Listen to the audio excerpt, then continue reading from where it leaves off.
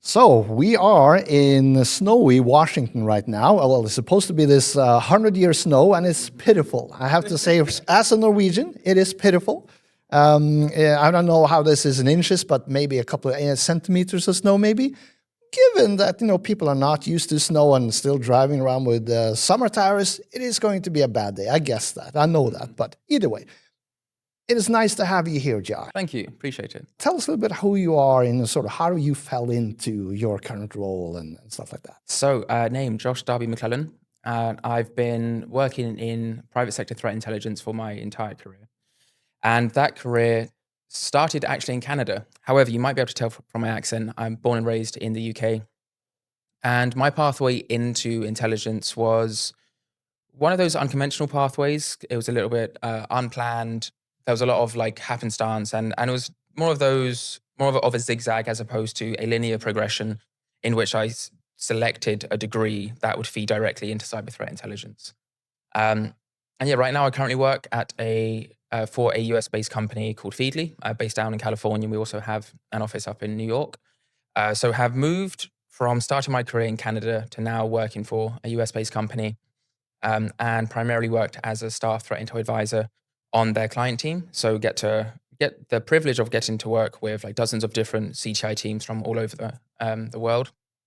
And more recently have moved into more of a strategic role. But yeah, that's a very like quick snapshot on who I am. And I'll be happy to kind of dive a little bit more deeply if you in the areas that you want to talk about. Yeah, we're going to have so much fun talking about various things today, mostly about CTI and intelligence and sort of the field and how it looks and how it's going to evolve, we think, maybe with AI and a lot of other scary stuff that's going on around us. So it's going to be interesting.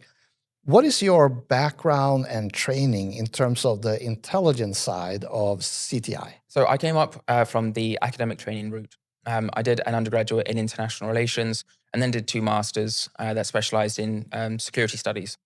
So during those roles and doing various like research assistant roles and graduate research graduate roles, I was exposed to a lot of research around security and conflict and how we operate in those spaces. And inevitably that also crossed over into looking at intelligence and how and the role that analysis and the practical application of information plays when it comes to navigating conflict. But then my actual like first real experience of working in intelligence, again, as mentioned earlier, it was all private sector. So I did an internship as a global risk intelligence analyst at a Canadian financial institution. And that was like my first real experience working in private sector intelligence. And it was like this window had just opened. And suddenly I realized that there was this entire career path. And every company, every household name that we can think of, they all have intelligence teams. And prior to actually working in that space, I didn't really realize that.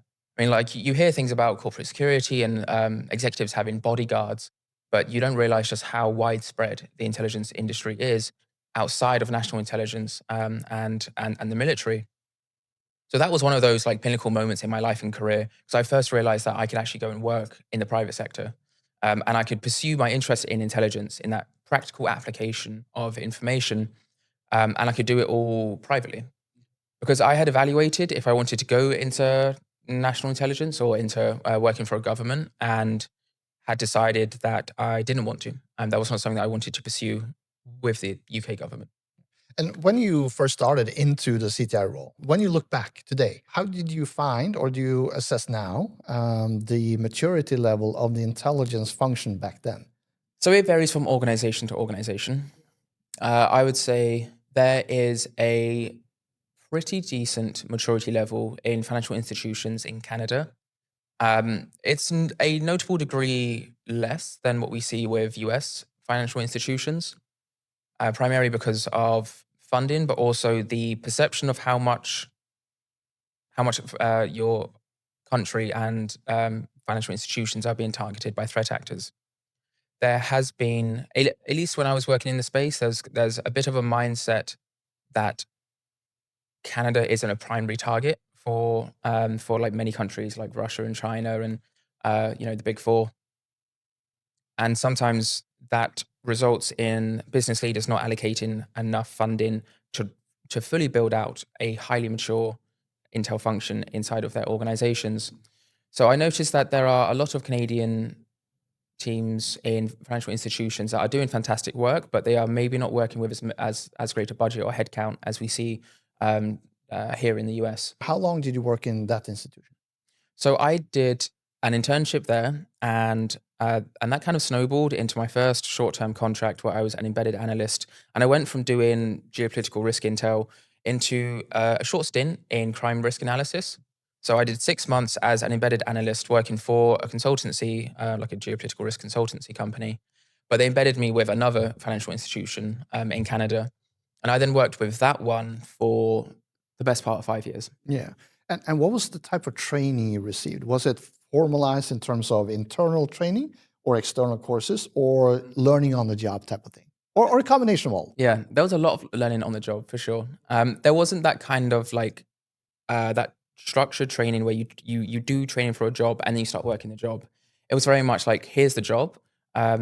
This is how we do it. Like learn the processes, learn the procedures. But at the same time, we are going to offer you training. It's just not all front loaded. So there's definitely that experience of building the plane whilst flying it. And that experience, I think, is typical for a lot of private sector teams. Like you're often just dropped in it, and you're told at some point, like, we'll give you training. That those formalized courses do come, but it's not on your time schedule. It's when it is right for the organization, and sometimes they do it like periodically. So once a year, around like February, for example, they'll pay for a bunch of people to go and do a course or a boot camp. And sometimes you can self-advocate and you can say, hey, there's this gap, I really need to go and do this course. But yeah, the first few months are always kind of a trial by fire, and it's good fun. It's good fun, but like it's a lot of extra learning. So you can find yourself, like, especially if you are pivoting into like a new area of Intel that you haven't worked in before. You can use a lot of transferable knowledge and transferable skills, but there is going to be some like evenings and weekends, like watching webinars, reading textbooks, and just kind of like building up that muscle and filling those gaps. But yeah, so some like official courses did come eventually. Yeah, eventually. Okay. Yeah. So after those 5 years, what happened then? Where did you go? So I did 5 years in the Canadian finance space, and then I wanted to pivot sector. So I wanted to move into the tech space. And with this, it was a double pivot. So I moved from finance into tech, and then I also moved from cyber threat intelligence into protective intelligence. So you can probably see that I'm starting to, I've worked in many different areas inside of threat intelligence, and that's been super fun. But yeah, this move into protective intelligence kind of shifted a bit. There was still a cyber element to it, but it was very much focused on mitigating the threats to the life safety of executives and employees. And that was often, at the end of the process, that would often materialize with like physical threats. But at the start of the process, a lot of that was online. So that's where it was useful to combine a cyber threat intelligence skill set, OSINT investigations, tradecraft, with knowledge of physical threats.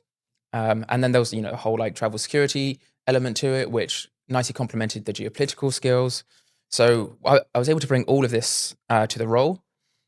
And then when working in that role, Russia rolled into Ukraine. So immediately the geopolitical risk stuff became a lot more relevant, as well as the cyber warfare, hybrid warfare, knowledge and tradecraft. So there was a lot of the need to bring in these other areas of intelligence and these other specializations that I worked in. That all became really pertinent. Yeah.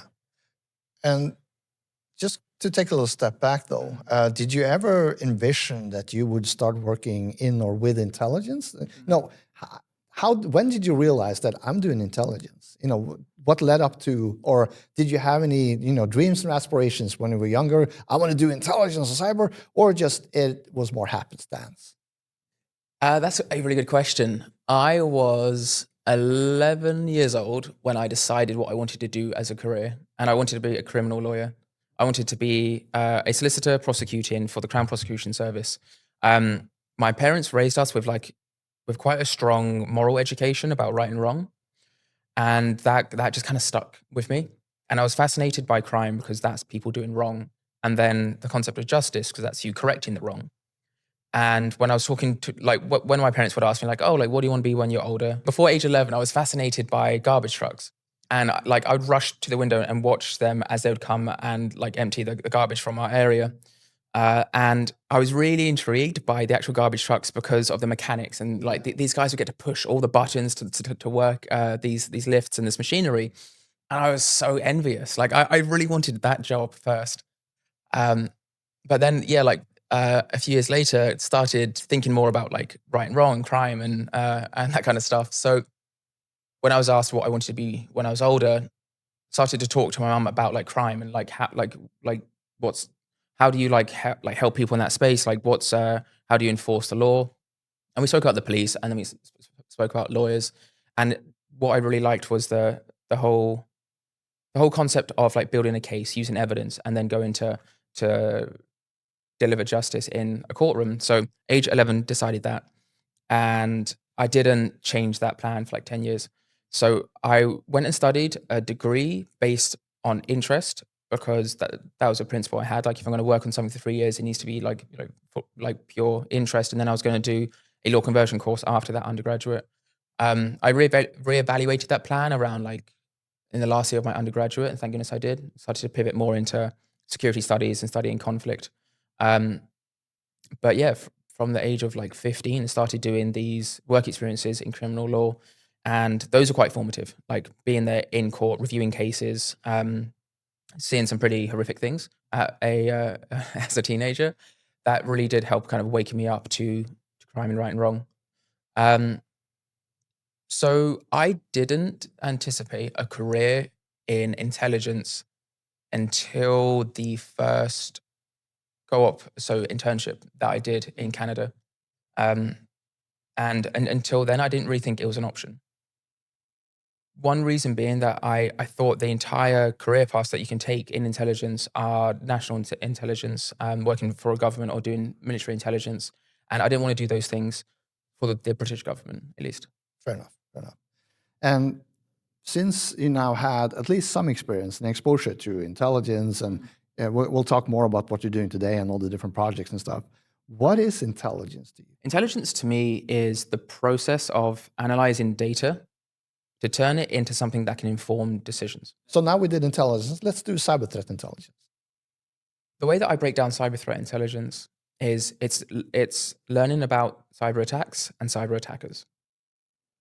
And that I think is the best way that you can communicate the value of it. Um, but what I think is absolutely essential in intelligence, and often sometimes we miss it in the definitions, is that there has to be a connection to decision makers and decision making. And that's something that I kind of see our field struggling with a little bit. We can talk more about that, but the way that I would define CTI is, yeah, it's all about learning about attackers and cyber attacks. Mm. And in your mind, what is good and what is bad intelligence? Let's start with the good. What when you read something or get something and it's intelligence, you go, oh, this is good. What is good? So I'm speaking from the private sector perspective, and that is a very different perspective to national intelligence and military intelligence. So I just want to caveat that.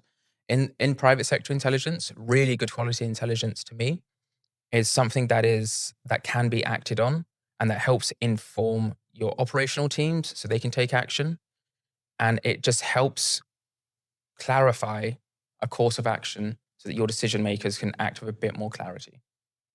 And what is then bad intelligence?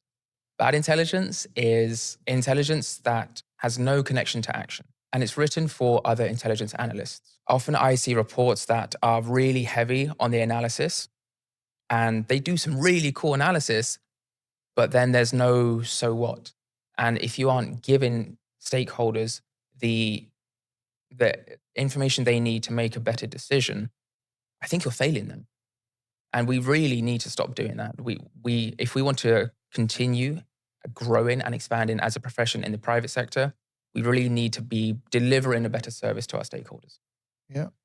So once we now covered what is good intelligence, what is bad intelligence, what is good intelligence practice? I think good intelligence practice is aligning with industry best practices to the extent possible, but then also adapting it to what your organization needs. And that all starts by understanding what your organization needs.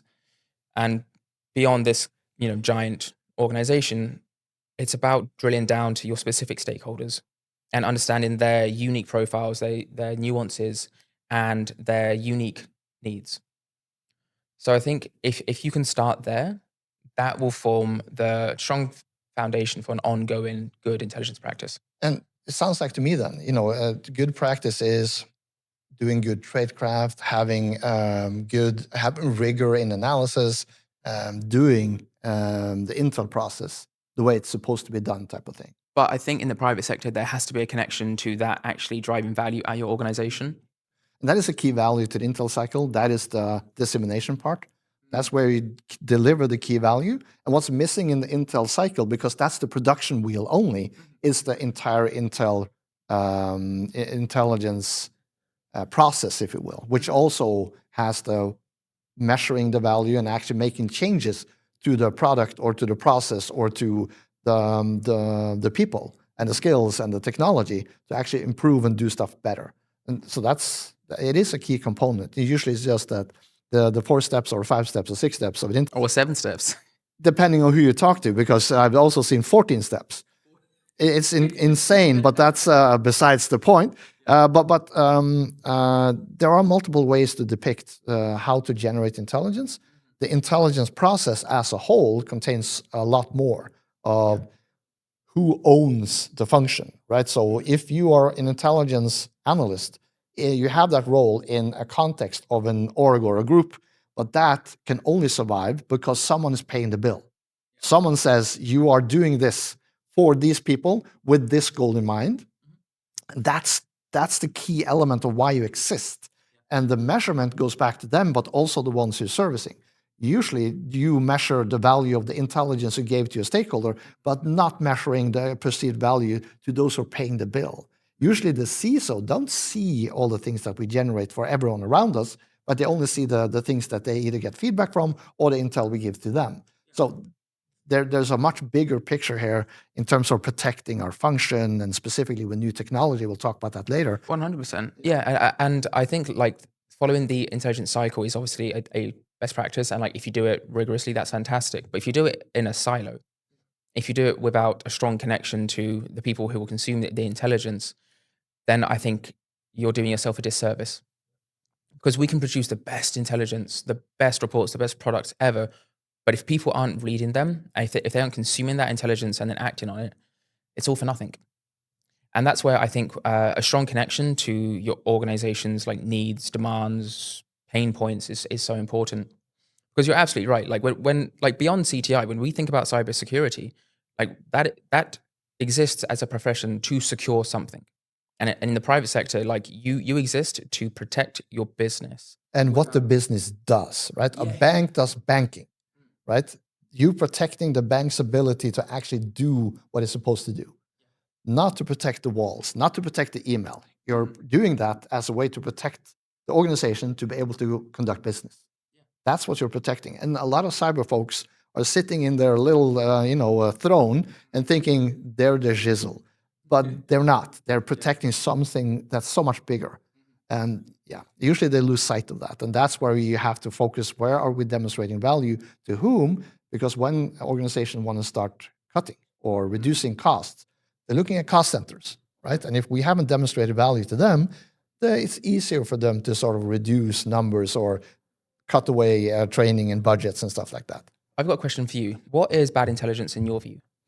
Bad intelligence is where they have written something, like you said, for someone else who are their peers. That might be good if they're going to action it, right? But a lot of the times they're writing it, but something happened. We got to write something. And I'm like, for whom, for what purpose, and what decisions are they going to make? Well, they need to know. Great. Who are they? You know what I mean? There is this thing where a lot of CTI people, because they saw something on Bleeping Computer, and I love Bleeping Computer, but they're not the primary source. That's the first thing. And because they saw it, and their CISO is asking questions about it, then they're trying to download the internet and boil ocean to figure out what to answer here. Rather than saying, sir, this is technology we don't have, or we have it, but we're protected this way, so it's irrelevant to us, or it happened in a part of the world where we don't have any business, But I want to know. Great, we can spend time on it, but that means we can deliver these things to you that you also want us to do, right? That's prioritization. We have finite resources. We cannot do everything. And if we're chasing the news cycle, we're not providing value. For that, we can use tools and technology, for instance, like Feedly. We can generate and automate certain emails and stuff with certain topics that I can send to you, dear boss. Then I can go back to regular programming where it actually matters, right? So finding those solutions, that's what we need to do. So bad intelligence to me is something that we do with no course of action in mind, where nobody actually asked for it, but you think it's important. That's the wrong way of doing it. Yeah. And that's why I'm such a big advocate of prioritized intelligence requirements, because that involves you having a conversation with your stakeholders, understanding what they need, and then you can stop trying to pin the tail on the donkey with a blindfold on, and you can actually just pinpoint they need this type of intelligence on these particular threats in this format at this cadence. And then you can alleviate that stress of like, oh, do I need to let them know about every like new headline that pops up in Bleeping Computer? And with that, you can move away from just providing situational awareness without any action and overloading your stakeholders with like information that's a nice to have, but they're under time pressure. They are going to start to ignore it after a while. And it also helps you just move away from the tyranny of current intelligence. And I think that's one of the biggest problems we have in the private sector. And I've also read some reports and accounts from people working in national intelligence that they're going through the same kind of problem, whereby their work is shifting further and further towards producing current intelligence, as opposed to doing some like good quality, in-depth strategic intel. And the current intelligence has value, right? And also same with basic intelligence. So before you ask, what is good or bad intelligence, what is bad intelligence, and often people who generate intelligence with no purpose. Basic intelligence could be that. But as I said, if I know I'm helping someone to make a decision or at least reduce uncertainty, basic intelligence is good for that. Or I have basic intelligence that I worked on, and you suddenly come and say, "Hey, Scatter Spider, we are discovering that there's a campaign going in our sector." Then I can pull out what I've done on research on Scatter Spider. Nobody made a decision of it, but it helped me prepare to support you. So it has value, but again, we're going back to it has a purpose. I'm doing it because I need it for something. What is that something? Yeah, and I do also think that if your stakeholders have said like all we need is current intelligence, that's it. Like you'll make our lives easier. You will help us do our jobs if you just keep us informed on the threat landscape in our industry. Like we want a daily breakdown of the headlines. Sure, fine.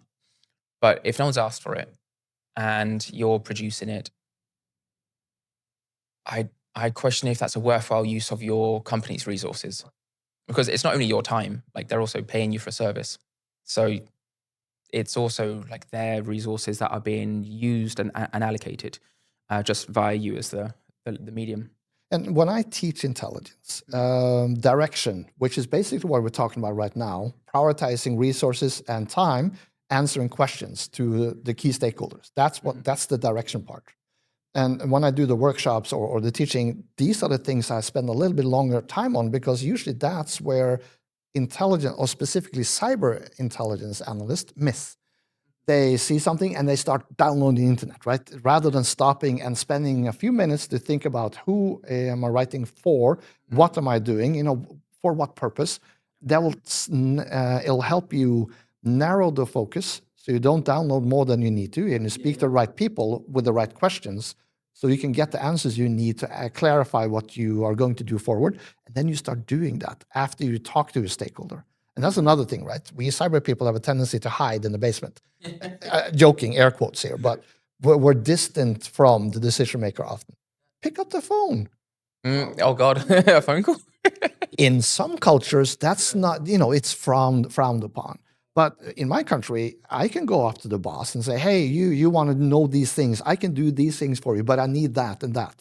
Or I need more time," and stuff. And then we go, "Oh, that's fine, but that's going to cost that." "Ooh, it's going to cost something." No, it wasn't that important. I was just curious. Good, then you dodged the bullet. Having that ability to to be able to reach out to those who ask for it. I know in certain cultures and certain companies, you're so far away that they won't talk to you. But fostering that environment where it's okay to at least you or your manager or boss's boss actually can turn around and say, hey, you want us to do these things. What is that they want and how can we do it for you? And formalize that process. That's a key thing for success at least. That's what I see. And that's part of the research I'm doing to figure out what are the success factors to sustain and also grow and mature an Intel function in the private sector. Oh, that's a really good topic. But there is something that you said that I want to loop back on, and it's that experience of going to talk to a stakeholder and actually like pick up a phone and have a conversation, build the relationship. That is a skill, and it's a skill which is not taught in a lot of intelligence courses, and it's also something which for some people they're more naturally composed to handle that like extroverted social interaction. But for other people, especially thinking about folks who work in cybersecurity, that is a bit more of a daunting prospect. And I think that there is an absolute gap in terms of the skill sets being taught because we focus very heavily on the technical skill sets, the Intel tradecraft, which is absolutely important. Then we overlook some of these core skills, like verbal communication. If you think about the challenges coming from AI, what is going to be harder to automate? And also what we're not going to want to automate because we are going to want to have a conversation with a person. Like think about conferences. We don't fly hundreds of miles, in some cases, thousands of miles, come and listen to an AI give a really good talk. We come to listen to people. And a lot of business leaders, a lot of executives, a lot of CISOs, they still want to have conversations with people. But we aren't teaching people in intelligence how to have conversations with stakeholders. And it's one of those things that we used to call soft skills. I'm glad that we're changing the language towards core skills because it's absolutely fundamental. And I find that if we keep missing the teaching of these skills in like a structured course format, we're going to do a disservice to intelligence analysts. Yeah, I agree. And one of the workshops I do together with Intel for S3E1, that's a huge part, the interview process. Or not a huge part, but at least we expose them to it because they need to be able to say, why? You want that? Why? I want it for that. Why? Because of that. Why? And after 5 whys, you're getting to the core issue, what they're actually wanting. And that's a daunting thing, right? To ask your boss or boss's boss or the big suit. But train on it and foster that skill, but also foster that environment where that's okay. But for that, you can't sit alone behind your keyboard and not talking to anyone. But again, I want to highlight another thing. If you're not it, if that makes you queasy just to think about, you're not supposed to do it. Find a person like me who are not afraid to walk up to and talk to people. Find that person with the innate skills, with the personality for it, the skills for it, those who want to. That's not easy either, but when you hire people, those are part of the core skills. You need someone who are more extroverted, more outspoken, I mean. You need someone who's more, quiet, but really, really narrowed down into the skills and the focus they should do. Different people for different types of tasks. I disagree. Oh, interesting. Yeah. Why? Because I think in order to survive with the changes coming up in the CTI industry, we need to be giving people all the skill sets to be well-rounded intelligence analysts. And if we create a team where we have these divisions between the extroverts who get to go and do all the talky, and the introverts who just do the technical workflows, the tactical intelligence, when we start to look at what gets automated first, there's going to be greater job insecurity for people who are working on workflows that can be easily replaced by AI. Whereas people like you, who are comfortable having conversations with stakeholders, they might be more securely employed for longer. So I think there's a risk to job security if we do not try to give people access to skills that makes them highly adaptable in the disruptions that are going to come to the CTI industry. That's an interesting thing I would like to play more with when we get into AI section as well. But while you were talking, I think you are right for the future. I think that it depends on the development of technology and how everything's going to pan out, of course. And at the same time, I have met the smartest people who are the dumbest people in terms of social skills, but they are lightning smart, we say in Norwegian, and they are really, really good at what they're doing. Can that deep skill, that core skill, be automated? I don't know yet. Do we need those really, really deep subject matter experts? Maybe, maybe not. Depends on how the technology develops. To ensure, or another point I want to make, that if we go your right, we might end up with generalists who know a lot about a lot, or a little about a lot, rather than having deep subject matter experts, which in some cases we need to do malware analysis and to do really do deep dives into certain aspects of a breach or preparing for a breach, etc. Threat hunting. But this is where I think it's going to be really interesting to see going forward, whether or not you need the people skills, or whether or not the automation will sort of kill the specialty roles. It's going to be really interesting and fascinating. Which one will be the best route? I don't know yet. And before you mentioned sort of your view on it, I hadn't thought about it that way. So I was like, that's interesting. So it's going to be interesting to see. I don't have the answer for it. I'm going to have to think more about it. Yeah, the other thing I think about is, if we're going to call a set of skills core skills, it's implied in the name that like everyone should have at least some like exposure or training with them. And I think that often I believe we have this like deterministic view about introversion versus extroversion, and that people are just naturally one way, and that will define the course of their career in life. I think that there are certain core skills which are skills that you can train, and things like communication is something which you can get better at if you work at. So, for example, I've got 2 speech impediments. I also naturally talk very quickly. I also mumble a lot. I've had to learn I've had to unlearn some of these behaviors and learn methods that enable me to speak with more clarity and to communicate clearly. And this has involved a lot of very uncomfortable situations, a lot of public speaking, and a lot of messing up public speaking. Like, I've bombed some speeches. I absolutely embarrassed myself in front of my peers, and it has been a mortifying experience. But that exposure therapy and the continuous working at something has helped refine it into a skill. But I wouldn't necessarily say that that I'm someone who's naturally gifted at speaking or is naturally gifted at socializing. These are things that I've like worked at like a skill. And I think everyone has that same potential. It's just that they might be starting from a slightly different position to someone like yourself or myself. I agree. And just to be clear, I am both an introvert and an extrovert. So introvert is someone who gets tired and their battery gets drained by being with people, basically, right? It's nothing to do with being loud or social. Those are different things. And I am what's called an omnivert. So I love being with people, but it drains my battery. Right. So after a couple of days or 7 days, I think 5 days is my max. Then I need to, be in a dark room or, on a beach, not dealing with people for a couple of days, just to recharge and do stuff I want to do. If it's like martial arts or, stuff like this, I just need to punch someone in the face, right? Sparring and just getting kicked in the balls. And yes. And then I'm like, I'm a good human again. Yeah. No, it's not for everyone. What are you about? I love getting kicked in the balls. Yeah, no, officers hated me because I was demonstrating techniques and stuff. So I was just, boom. Anyway, that's a different story. You mentioned it slightly, but I want to dive a little bit into it.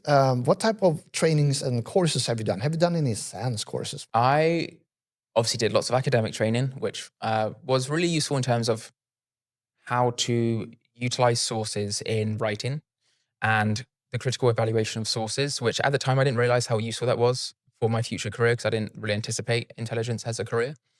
But that process was very helpful. However, the real like on the job training started with I did a course in, it was to become a counterterrorism intelligence officer. And this was something that was done with the RCMP, basically the Canadian FBI. And they did training courses on all sorts of things that would fall underneath the umbrella of counterterrorism. And they did it for folks in the private sector who worked in the security and geopolitical space, as a way to equip them with how to deal with terrorist incidents, which for a period of my career I was dealing with in terms of like intelligence and also response. And that was one of the first courses I did. After that, moved more into some courses related to cyber. So I did a Toddington's social media investigations and essentially OSINT investigations course, which was super useful. Very good in terms of like the tools to use for OSINT investigations, but then also how to like handle evidence and to keep the sanctity of evidence and handle it in a way that you can build a case which would stand up in court. So that was a really helpful course. I've also done the certification boot camps for the CISSP and the CCSP. So those boot camps were primarily in preparation for a certification, but I still would consider them training because it was like an intense 5-day experience where you were being taught by someone all about the like domains that fall under those umbrellas. So that was incredibly useful training. And then also did a geopolitical training course offered by Sibylline on intelligence analysis, very much focused on geopolitical intelligence analysis, which I thoroughly enjoyed. And then we move on to SANS. So I did get to do a SANS FOR 578 course. And that was fantastic. That was all about CTI, taught by Rob M. Lee and Rebecca Brown. Absolutely love that course. Yeah, same. I did it in January 2019, actually here in Washington. So that was my first exposure to cyber threat intelligence. And I loved the first 3 days, right? Because that was me. That's what I knew. The other 3 days, that was completely new to me. So I didn't know what was up and down on anything. So I was like a fish out of water. That was, but luckily I was here with a colleague who was the opposite. He was really good with CTI and incident response and stuff before. He'd never done the first 3 days. So we sort of coached each other when we did the preparation for the certifications and exams and stuff.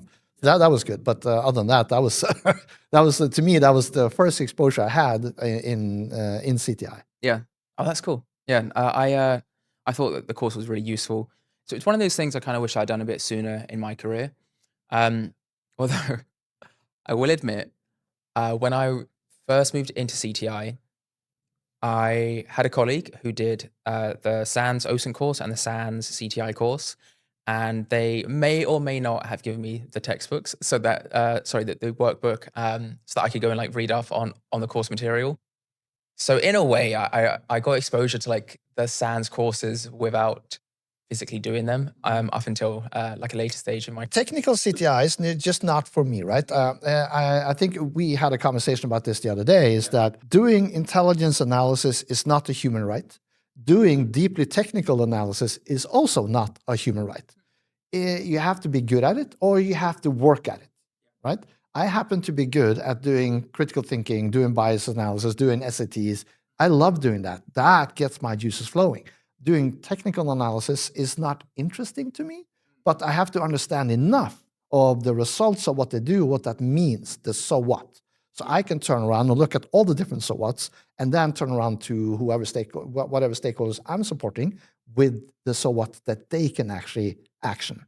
That's what I'm good at. That's me and my skills. Going back to the well-rounded analyst that you talked about, that wouldn't work for me to do what they do, right? I am good at what I do, and I'm highly specialized in what I do. There's not a lot of people who do what I do, that communicating in a clear way to stakeholders who do not work with the deeply technical. And a lot of people I see who have been given, and actually that's what I've seen, been given the title role of CTI because they were good at malware analysis, or they were really good at incident response, and they were senior. But they've never done the I part, the cyber threat intelligence. They've only done the cyber part. And so often that creates this focus on the technical and not too much focus on the soft skills or the core skills of communicating this to stakeholders outside of your peers. And that to me is a problem, right? Going back to the job security discussion we had, if they don't know us, don't know what we can do, how we can support them, we're sort of selling ourselves short, and we're creating this banana peel, in front of us that we can see, but we're choosing to step on it rather than stepping around it or removing it altogether by being more visible, being more clear, demonstrating value. Yeah, definitely. I think what you've identified is is a really important theme, and that is competitive advantage. Whilst there are some people who are very well adept at technical intelligence and analysis, there are others who it's more like pushing a boulder up a hill. I'm someone who is more aligned with your skill sets in terms of enjoying more of the strategic intelligence, the operational intelligence, and it kind of lends itself to my like academic background, which was largely decided by my raw interest. So that's how I'm able to like trace those dots to understand like, oh, I'm going to be more effective in this space because I've got that more like natural interest in geopolitics and the relationship to the cyber threat landscape at the strategic level. And I think that process of identifying what is your competitive advantage is so important. Because what I love about CTI is your competitive advantage can be drastically different than your colleagues, but you can both work on the same CTI team because CTI teams are a home to strategic, operational, and tactical intelligence. And that I think is so refreshing and quite unique to find teams that welcome that diversity of skill set and have structured it in a way that you can bring in people from like classical intelligence tradecraft and people from malware analysis, and you can have them collaborate on the same team. Like think about the average company. How many teams are there where that diversity of skill set is housed under the same team? Not too many in my experience. And that's the problem, right? You have one-man armies who are supposed to do malware analysis. They're supposed to do the whole intel process. They're supposed to communicate and write beautiful reports for a stack of stakeholders. And you have 1, 2, maybe 3-person teams, and that's stretching it. Too often, the average organization don't have CTI. If they have CTI, it's that person who are really good at incident response who also has the CTI hat, if that makes sense. In my experience, what is your experience? Yeah, I find that teams are often too small and too busy. There is that pressure to produce a lot of well-rounded work when sometimes that skill set hasn't been compiled on in the same team. And I have noticed that when I would speak to different clients internationally, I would often find a theme in the private sector that a lot of CTI teams are a bit too small and that they're being asked to do a lot by a variety of stakeholders. And often when you have these small teams, you're right, there can sometimes be a skew. So maybe it's the team that was pulled off from the SOC. So a lot of the Intel analysts have that kind of SOC background, but they're lacking people who are more from the geopolitical classic intelligence tradecraft. So yeah, it's definitely an issue, and I think the issue is more.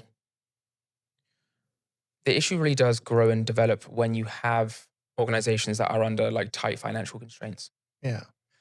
And I also, one of my experiences is when I started teaching is that you appreciate the field and the tradecraft so much more, and you can be able to explain it and also demonstrate it to people better, in my experience.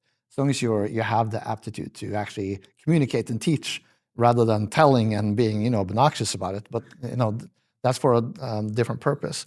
So in view of that, what type of projects or do you do to, pay back to the community?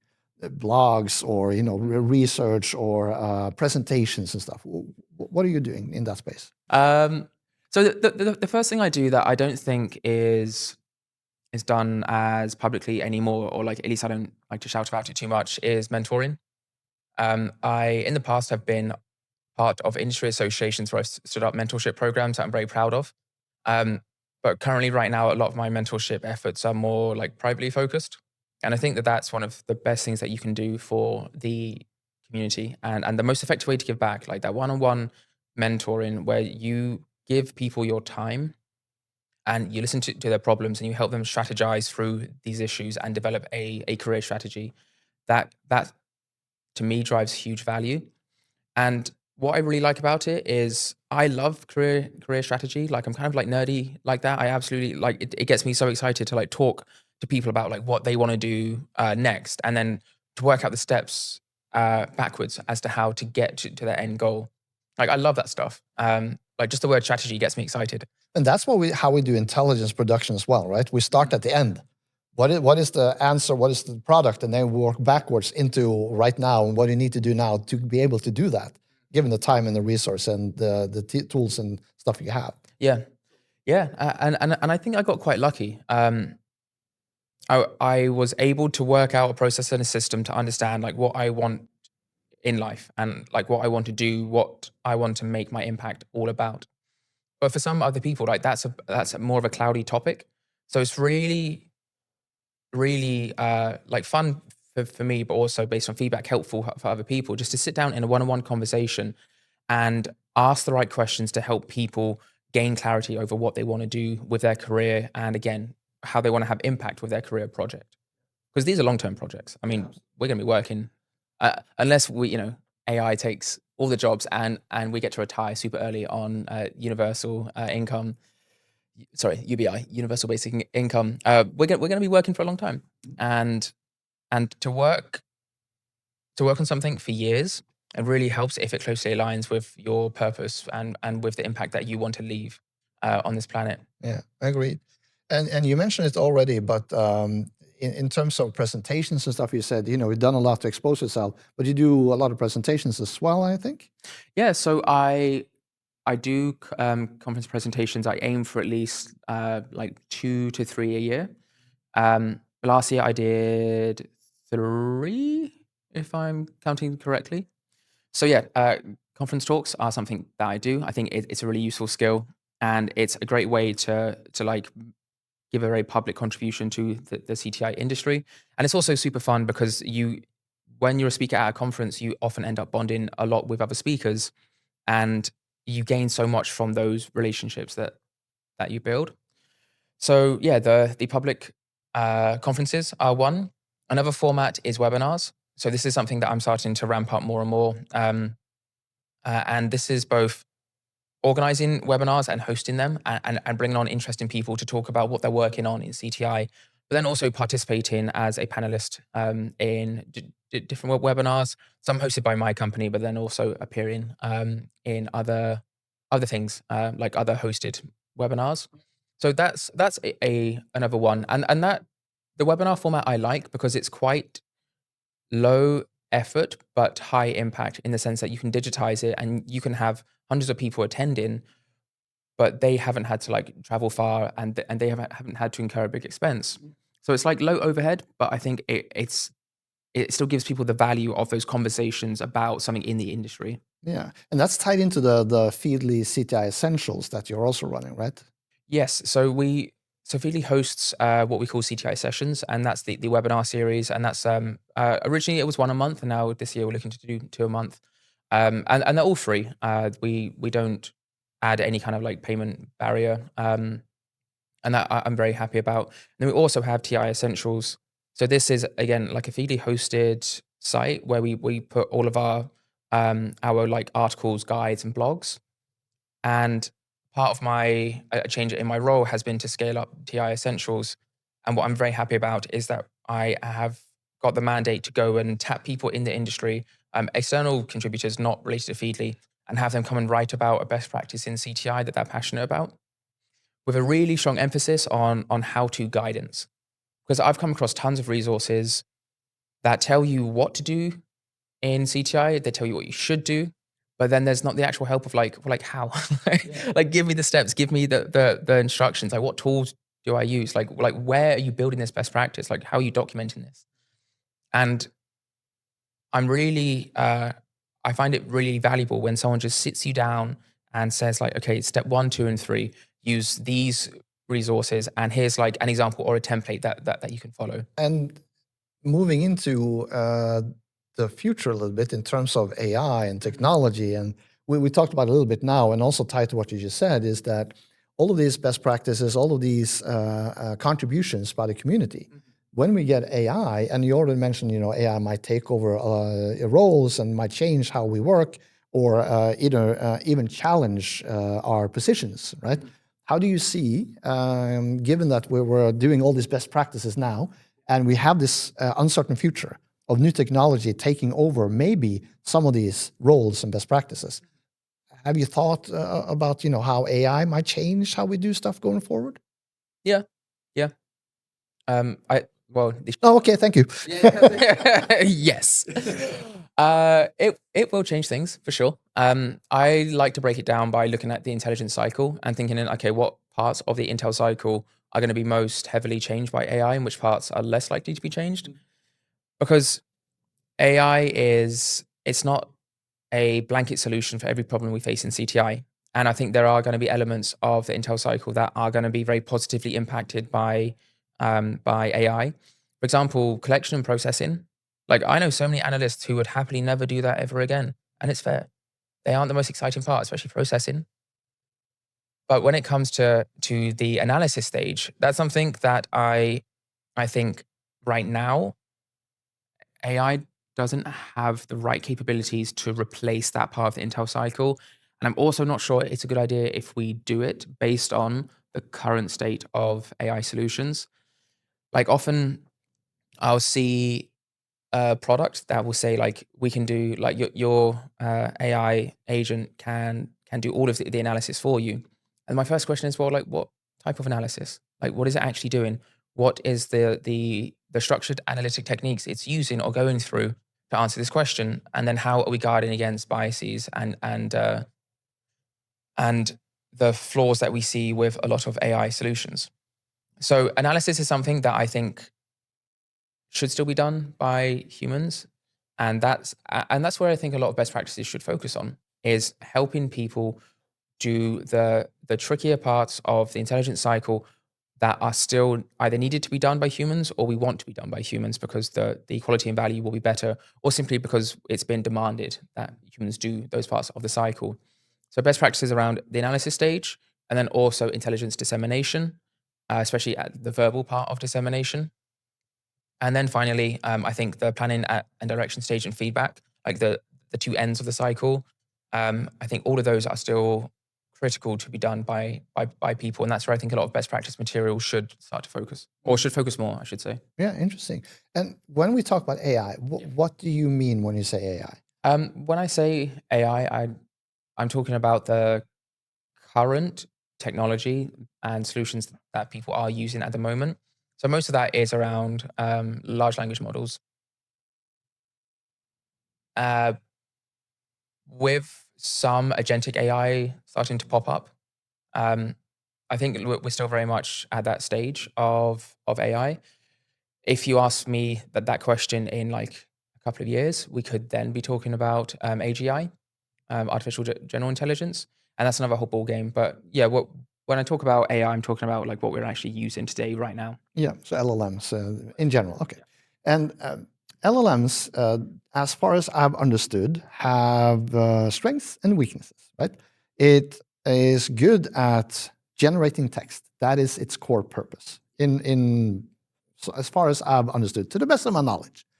I know more, but I have to be a little soft here. And I think one of the core issues I have with using LLMs to do intelligence and specifically doing analysis where, I've used the LLM to do SAT, structured analytical techniques. SATs are tools to help humans externalize our thinking so others can critique it and also provide, a wider aperture in terms of the analysis and what to include and exclude. And that discussion is part of the analysis. If you give that to an AI, LLM, and it spits out the answer, with all the ingrained issues of the LLMs, of adding stuff that's not there, people call it hallucinating, but that's a feature. It's generating text, next token, statistically. And it might exclude stuff that we human would understand that is important, but the machine, because of the training and the text and the statistics and tokens, will not bring with it. Or it might combine stuff from multiple sources and generate a beautiful table, but with data that's combined in a way that doesn't make sense.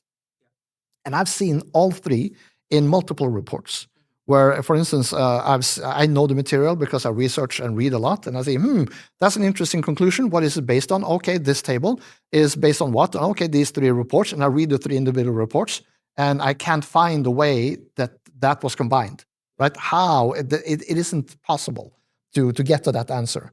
And that has happened, right? So that's my challenge at the moment. As I said, multiple things, as the limitations of what an LLM can and cannot do, applying it to do SATs to basically mentally offloading the thinking and just the machine said no type of thing, right? Where we're just hitting the button and then the analyst has done its work in air quotes and that's it. To me, that's highly problematic because of the already existing issues.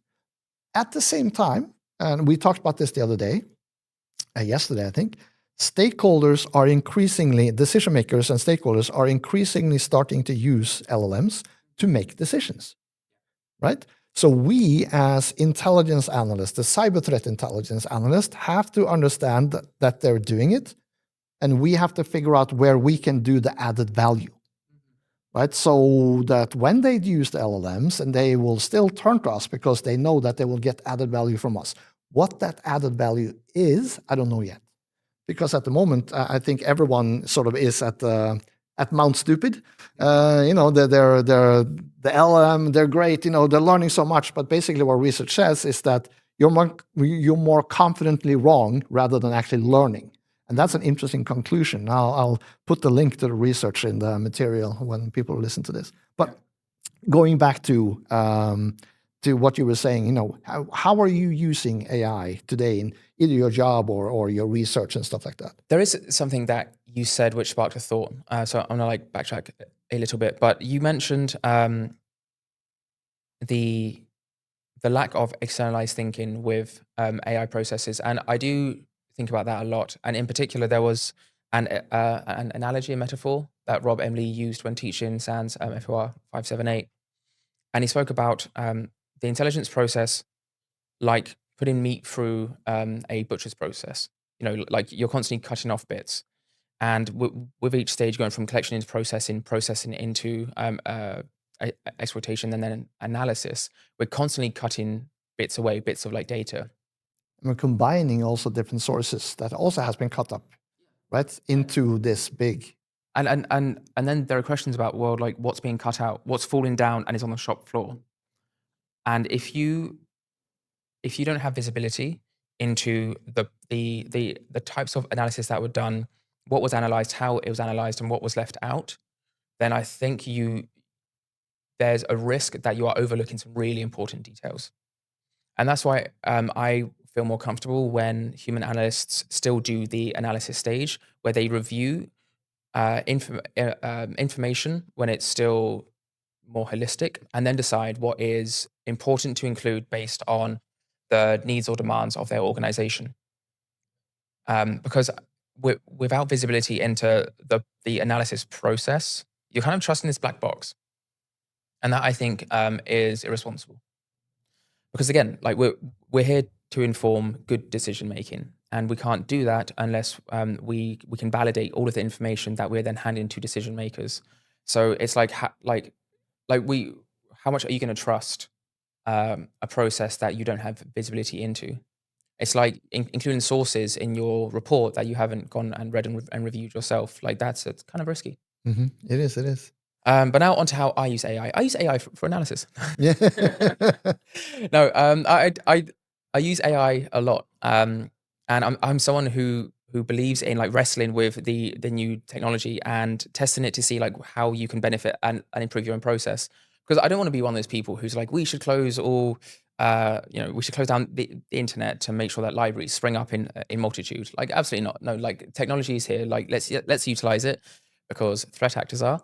And for me, I use AI a lot when it comes to doing high volume, low complexity manual tasks, or what would be manual tasks. So I'm a big fan of using different project type functionality in AI tools like Claude, whereby I can create a project, set the instructions, set the parameters, and then dump in the sources that I want to use. And then I can query a data set that I'm familiar with and that I have also kind of ring fenced, almost like creating your own AI sandbox. And that's where I view a lot of utility in AI is when you can be selective over the sources. And then I like to do some kind of processing to help structure the information in a way that I can then process it just a little bit more efficiently.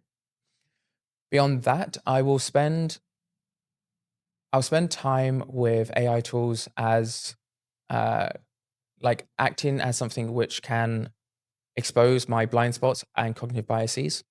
So sometimes I'll do an intelligence exercise that needs a group of analysts, but it's just me doing it. So I'll bring in Claude as like a second or third analyst and have it just like after I've gone through the cognitive process or I've brainstormed all of my ideas, then bringing in Claude to help highlight any gaps I've made and make me kind of consider things outside of my immediate like knowledge base.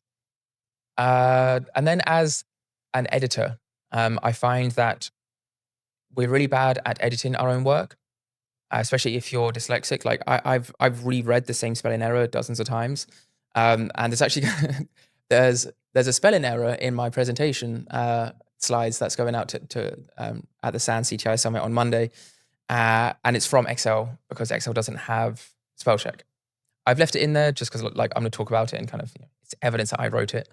But yeah, I miss spelling errors all the time and grammar issues. So having AI act as an editor can really help speed up the production stage of intelligence. I do use AI features inside of Feedly, and I don't want to like promote my company too much. But talking about the kind of day-to-day usage of it, I find that using the AI features inside of Feedly has really helped with getting a quick understanding of the threat landscape. We've been able to ask questions in natural language of a series of like reports that I've selected. These things just help me be a bit faster with things. And then I do appreciate the like AI summarization functionality because sometimes it can just take some of the like manual work off of your hands.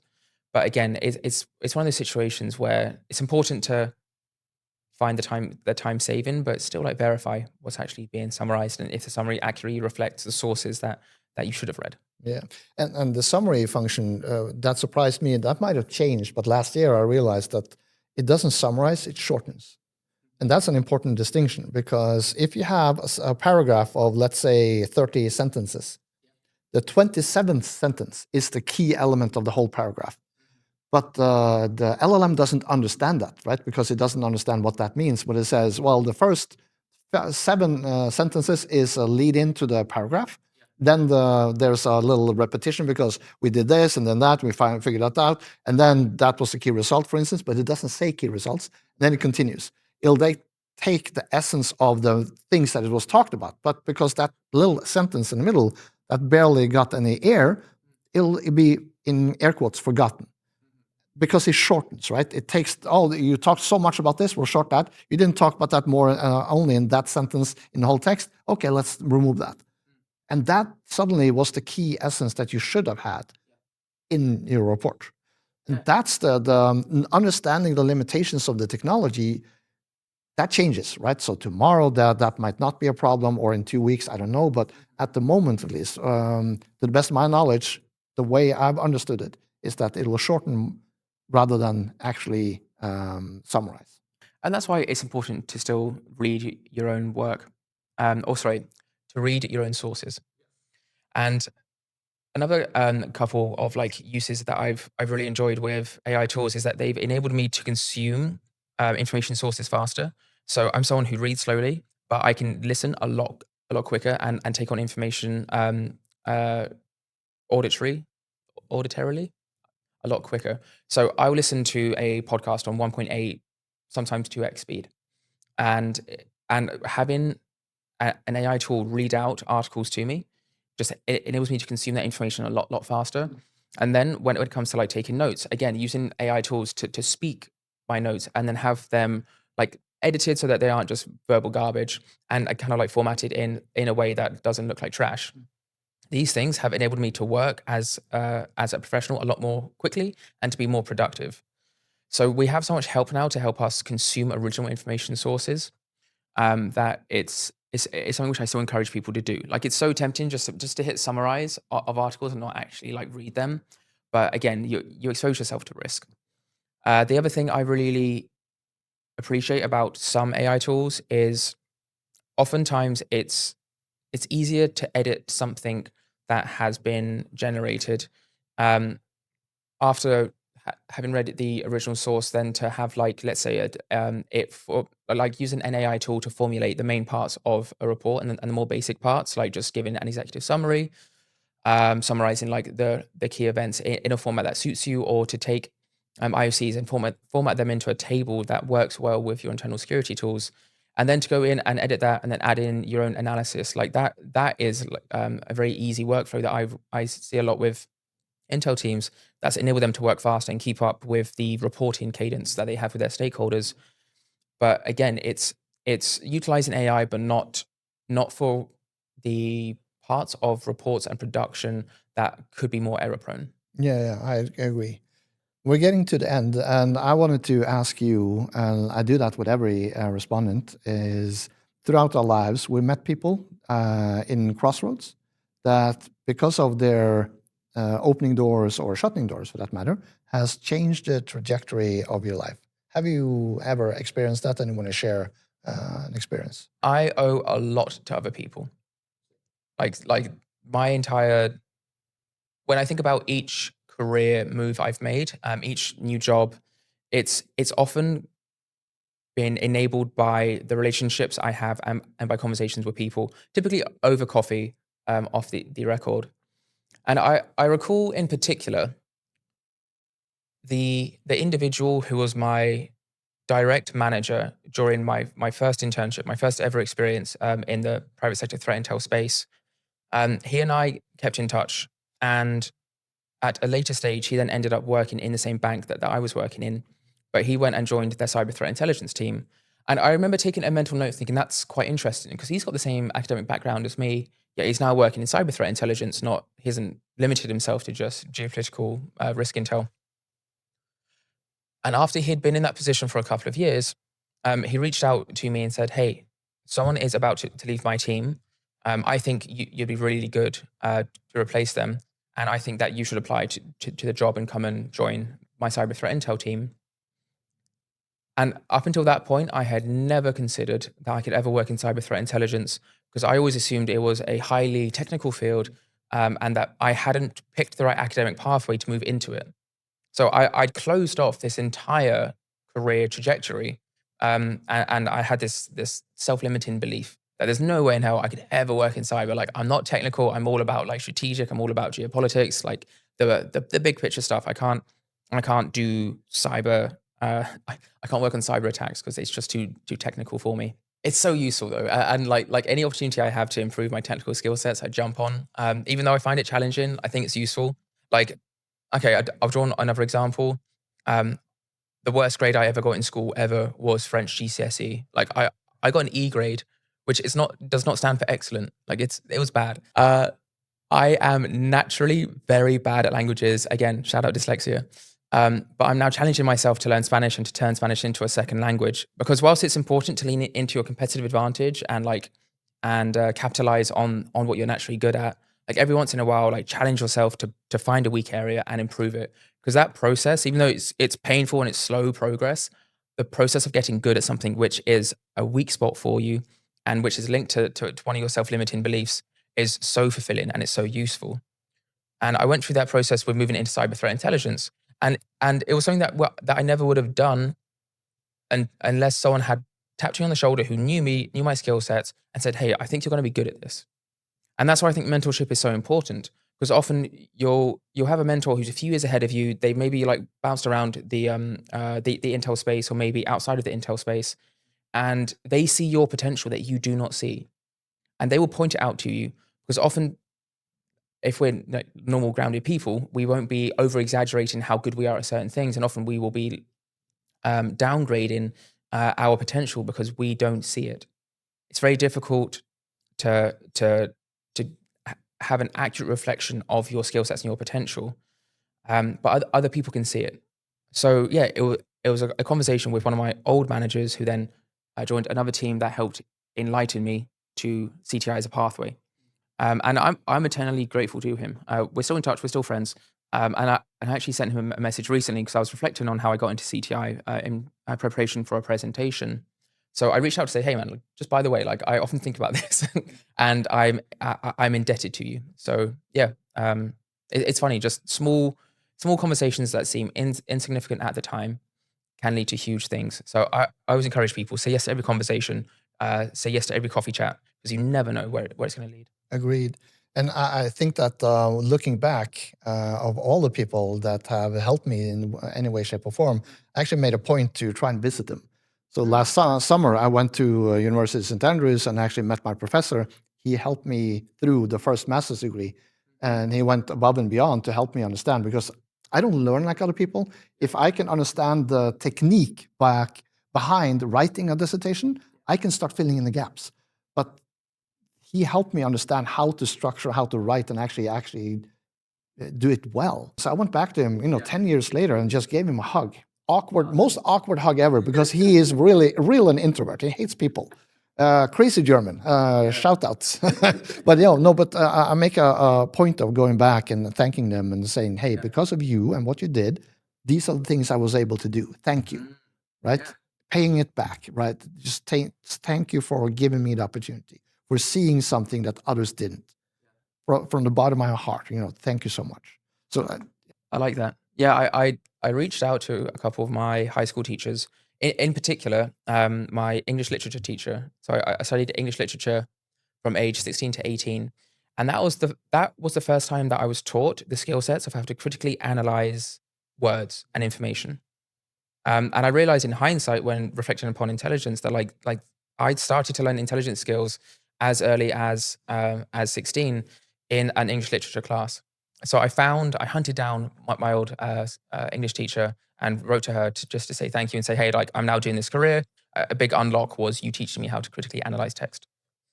And then also something that you said that I love is so I haven't just had one mentor or one person help me out. It's been dozens of people at different times of my career in life. And there was one particular individual who's helped me out quite a few times. And I owe him a lot, because he helped me out early on in my career when I could give him nothing back. But the impact he had was huge. And when I was thanking him, all he said was pay it forward. And I think that's such a nice message, because sometimes we become successful and we become the victims of our success, and our ego inflates and we think, oh, this was all me. I pulled myself up by my bootstraps and I did it independently. I'm a hard worker. And we forget that we owe our success to a lot of other people. Agreed. And actually turning around and say helping other people that you are able to help, right? Sending an elevator down is sort of the metaphor. And I've had people actually come back to me and say, because of me, they're grateful because of the opportunities that they got. So to me, that's the, good, I paid it forward. Happy, that's good. Listen, it's been a great conversation. Thank you for taking the time, and good luck on your speech at SANS CTI tomorrow. Yeah, same to you. This has been great, and I've really enjoyed the conversation. Good. Have a good day. Thanks, Freddy.